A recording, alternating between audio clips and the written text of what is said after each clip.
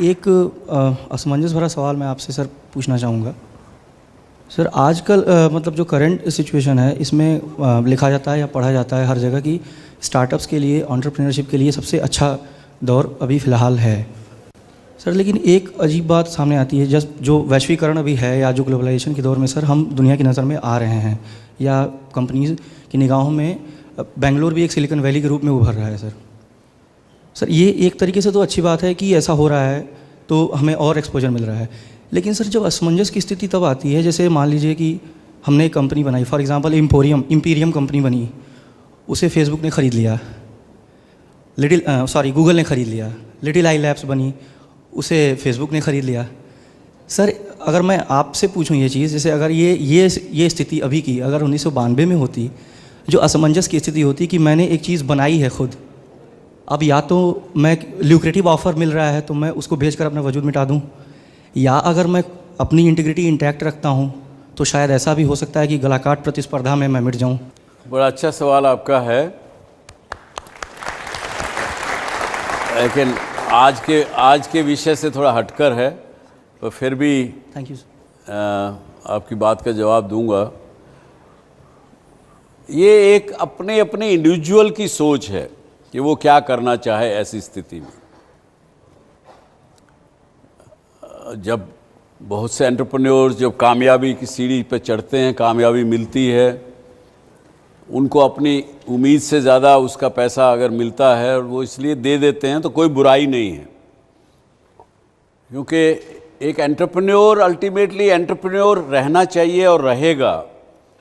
एक चीज़ बनाई, उसको आपने अच्छे दाम में बेच दिया, आपने फिर आगे दूसरी चीज़ बनाई, उसको आगे बढ़ाइए, ये भी एक बिज़नेस मॉडल हो सकता है। इसमें कोई गलत नहीं है किसमें, बल्कि हमें ये भी नहीं सोचना चाहिए कि अरे मैंने कुछ चीज़ बनाई, उसके साथ लगाव में लग जाएं और इमोशनल हो जाएं और उसको नहीं बेचें, उसको नहीं चला सकें आगे, तो ज़्यादा मुसीबत होगी, ज़्यादा तकलीफ़ होगी।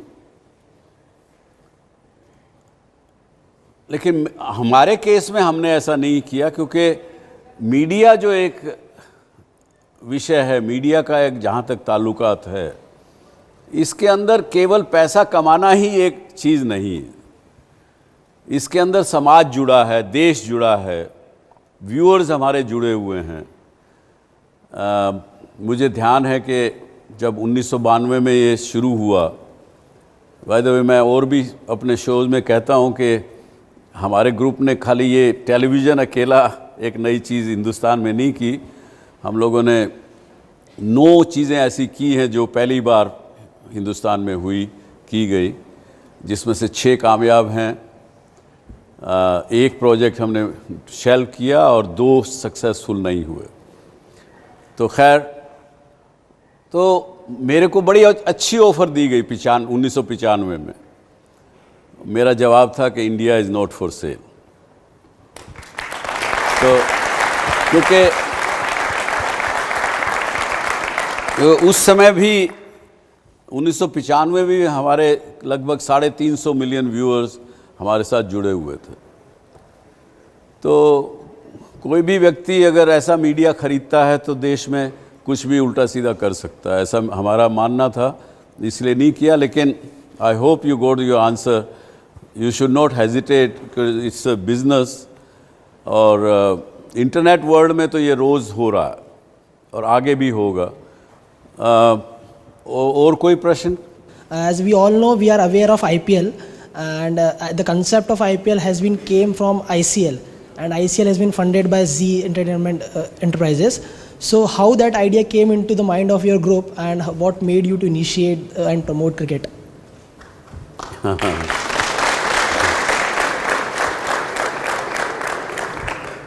वेल, थोड़ा सा हर चीज़ का मिश्रण था उसमें।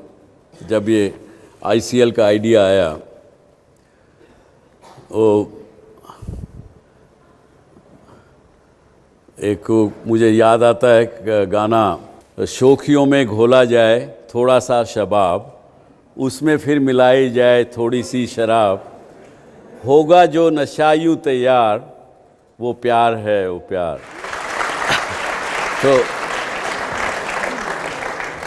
तो ऐसा कुछ हुआ उस समय में, क्योंकि भारत की क्रिकेट टीम नीचे से बॉटम से 2 नंबर पे आ गई थी, हमारे से नीचे केवल बांग्लादेश था।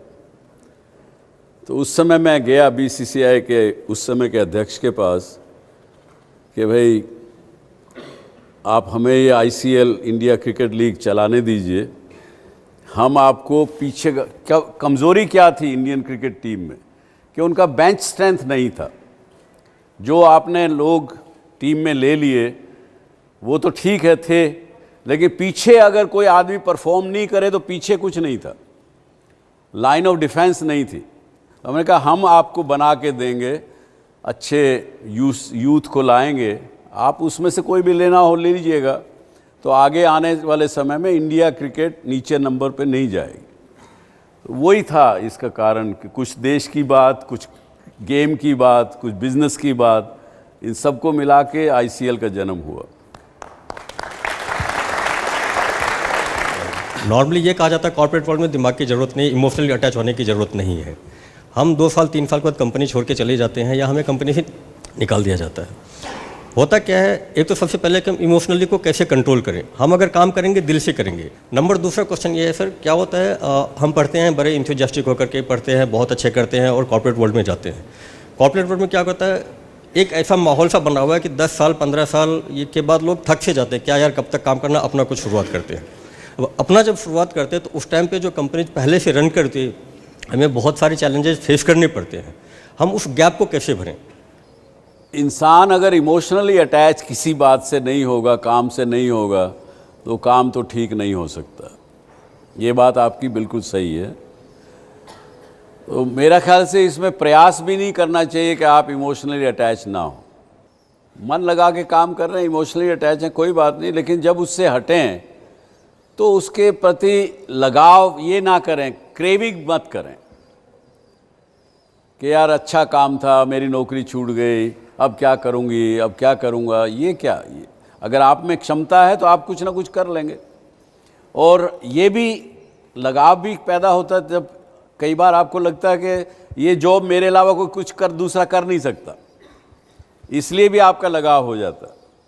तो दोनों स्थितियों में आपको अलूफ रहना चाहिए। वो कहते हैं ना, थोड़ा सा इक्वानिमस रहना चाहिए, आप उससे हट भी सकेंगे और कोई परेशानी भी आपको नहीं आएगी, नए काम करने में भी परेशानी नहीं आएगी। अब यहाँ कि 10 साल एक्सपीरियंस गेन करने के बाद आप एंटरप्रेन्योर बनना चाह रहे हैं, तो मैं ये मानता हूँ कि एंटरप्रेन्योर तो आप शुरू दिन से ही आप थे या नहीं थे।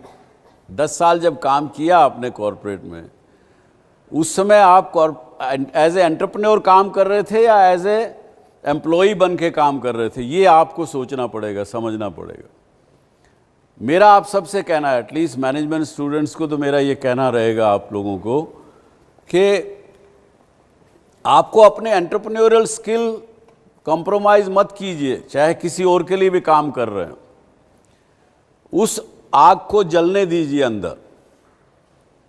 जिस दिन आप करना चाहे खुद वो काम को भी आप खुद का समझ के करेंगे, एंटरप्रेन्योर रहेंगे, एंटरप्रेन्योर बने रहेंगे, तो उसमें भी कामयाबी मिलेगी। और आगे जब आप अपना करेंगे तो आपको तकलीफ नहीं आएगी, ऐसा मेरा मानना। लेकिन एंटरप्रेन्योरियल स्किल आप में होनी चाहिए, वो टैलेंट होना चाहिए। और अगर वो नहीं है तो फिर उसका प्रयास भी नहीं करना चाहिए एंटरप्रेन्योर बनने का।